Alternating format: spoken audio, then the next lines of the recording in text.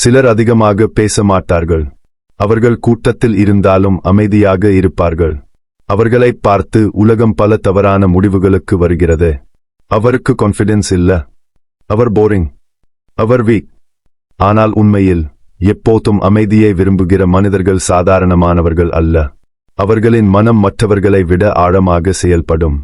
அவர்கள் சத்தத்தை விட சிந்தனையை தேர்வு செய்கிறார்கள். பேசுவதற்கு முன் கவனிக்கிறார்கள். ரியாக்ட் செய்வதற்கு முன் புரிந்து கொள்கிறார்கள். சைக்காலஜி கூறுவது என்னவென்றால், விரும்பும் மனிதர்கள் பலரிடமும் இல்லாத சில அரிய குணங்களை கொண்டிருப்பார்கள். அந்த குணங்கள் தான் அவர்களை வேறுபடுத்துகிறது. இப்போது நீங்கள் விரும்புபவராக இருந்தால் உங்களிடம் இருக்கும் அந்த 5 ரேர் ட்ரேட்ஸ் என்ன என்பதை பார்க்கலாம்.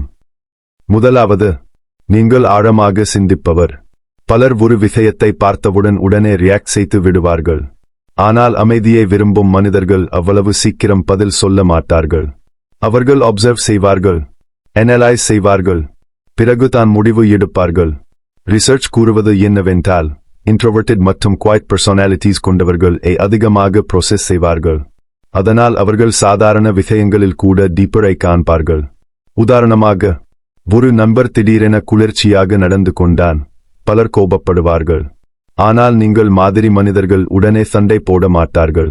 அவருக்கு ஏதாவது பிரச்சனை இருக்குமோ என்று யோசிப்பீர்கள். அது வீக்னஸ் இல்லை, எமோஷனல் இன்டெலிஜென்ஸ். உலகம் அதிகமாக பேசுபவர்களை ஸ்மார்ட் என்று நினைக்கலாம். ஆனால் பல நேரங்களில் அமைதியாக அப்சர்வ் செய்பவர்கள் தான் உண்மையில் அதிகமாக புரிந்து கொள்வார்கள். இரண்டாவது, நீங்கள் பிறர்க்கு அடிமையாக இருக்க மாட்டீர்கள். பலர் வாழ்க்கையில் எடுக்கும் முடிவுகள் உண்மையில் அவர்களுடையவை அல்ல. மற்றவர்கள் என்ன நினைப்பார்கள் என்ற பயம்தான் அவர்களை நடத்துகிறது. ஆனால் தனியாக இருக்க பழகிய மனிதர்கள் மெல்ல இந்த பயத்திலிருந்து வெளியே வர ஆரம்பிப்பார்கள். ஏனெனில் அவர்கள் எப்போதும் வேலிடேஷன் தேடி வாழ மாட்டார்கள். ஒரு மெசேஜ் லேட் ஆகஸ்ட் வந்தாலும் பேனிக் ஆகஸ்ட் மாட்டார்கள். ஒருவர் இக்னோர் செய்தாலும் உடைந்து போக மாட்டார்கள். ஏனெனில் அவர்களுடைய ஹாப்பினஸ் முழுவதும் மற்றவர்களிடம் சார்ந்திருக்காது. Psychology shows that people comfortable with solitude often develop stronger independence and emotional stability. அவர்கள் ரிலேஷன்ஷிப் வேண்டாம் என்பதல்ல, ஆனால் அவாய்ட் செய்வதற்காக எந்தையையும் பிடித்துக் கொள்வதில்லை. அது ஒரு பெரிய வித்தியாசம். ஏனெனில் சிலர் டாக்ஸிக் மனிதர்களோடு கூட இருப்பார்கள், தனியாக இருக்க வேண்டாம் என்பதற்காக. ஆனால் விரும்பும் மனிதர்கள் சாக்ரிஃபைஸ் செய்து கம்பெனி வாங்க மாட்டார்கள்.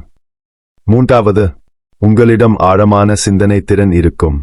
இந்த உலகம் வேகமாக ஓடிக்கொண்டிருக்கிறது. எல்லாரும் ரியாக்ட் செய்கிறார்கள். ஆனால் மிக குறைந்த மனிதர்கள் தான் உண்மையாக ரிஃப்ளெக்ட் செய்கிறார்கள். தனியாக அதிக நேரம் செலவிடும் மனிதர்கள் வாழ்க்கையை அப்சர்வ் செய்ய ஆரம்பிப்பார்கள். அவர்கள் மனிதர்களினை கவனிப்பார்கள். சிறிய விஷயங்களிலும் மீனிங் கண்டுபிடிப்பார்கள். அதனால் தான் பல கிரியேட்டிவ் மனிதர்கள், ரைட்டர்ஸ், திங்கர்ஸ், ஆர்டிஸ்ட்ஸ் விரும்புகிறார்கள். Silence creates depth. Research indicates that solitude can improve creativity and problem-solving ability. நீங்கள் ஒருபோதும் நோட்டீஸ் செய்திருக்கிறீர்களா? சில நேரங்களில் தனியாக வாக் போகும் போது அல்லது இரவில் அமைதியாக இருக்கும் போது திடீரென்று லைஃப் பற்றி கிளாரிட்டி வரும். ஏனெனில் நோஸ் குறையும் போது மைண்ட் தெளிவாக யோசிக்க ஆரம்பிக்கும். அதனால் சாலிட்யூட் என்பது எம்டி அல்ல, மென்டல் ஸ்பேஸ். நான்காவது, நீங்கள் இமோஷனலி ஸ்ட்ராங்கர் ஆகஸ்ட் இருக்க வாய்ப்பு அதிகம். இதன் அர்த்தம் நீங்கள் ஒருபோதும் காயப்பட மாட்டீர்கள் என்பதல்ல. மூன்றாவது, உங்களிடம் ஆழமான சிந்தனை திறன் இருக்கும்.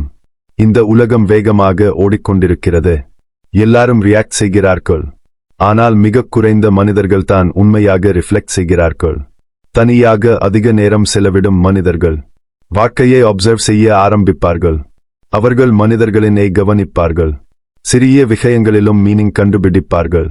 அதனால் தான் பல கிரியேட்டிவ் மனிதர்கள், ரைட்டர்ஸ், திங்கர்ஸ், ஆர்டிஸ்ட்ஸ் விரும்புகிறார்கள்.